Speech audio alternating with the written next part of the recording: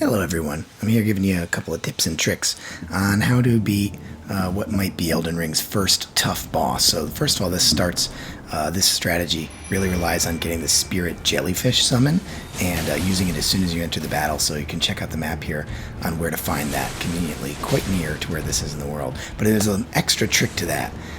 You need to really quickly try and aggro Margit and get him to distance himself from the jellyfish. Now the trick with aggroing him is he will attack whoever has hit him last. So as the goal you want to get with the jellyfish is the jellyfish will slowly poison him, and that's what we want to let him do. And so we need to give some distance for the jellyfish to get those attacks off. So that's the visual cue that you're looking for. This sort of green smoke will start to emerge out of MAGRIT. He'll continue to attack, so you can see here I'm continually trying to bait him away from the jellyfish. Eventually you'll get a chance to do this quick visceral attack. One thing I learned is there's definitely time to get in an extra attack after a visceral attack and then get away. His second phase starts with this glowing guy. That attack there, that big overhead slam, is really intimidating looking, but it's actually probably his easiest attack to dodge and to punish him for. So when you see that, roll directly into his body and try and get close to get one or two hits in. Now once he's poisoned and you're in the second part of the fight, I think it's okay to let the jellyfish sort of do what she wants and let her sort of tank for you a little bit.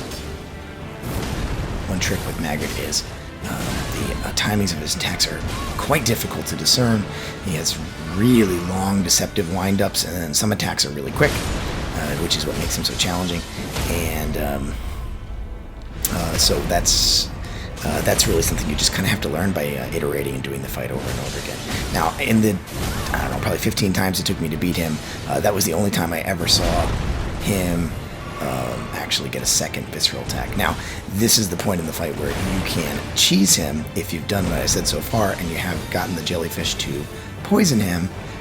He will just bleed damage, and at this point you might be really hurting, out of flasks, very low health, and you can just create some distance and he'll really slowly sort of move towards you, and you can actually sort of circle him around the map as much as possible and limit the amount of engagements and let the poison from the jellyfish do its work and finish him off for you. So that's an interesting, that's a mix of tactics that involves a little bit of cheesing, but mostly some just good old-fashioned learning his attacks and knowing when to roll into him and when to separate out. But having that extra damage build up from the poison makes a huge difference. It makes it much easier to build up the amount of damage that you need for the visceral attacks.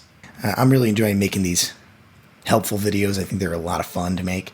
Please subscribe and check out some of the other videos that I make that are more analysis based, and especially if you think archaeology is interesting or cool. Thanks everyone.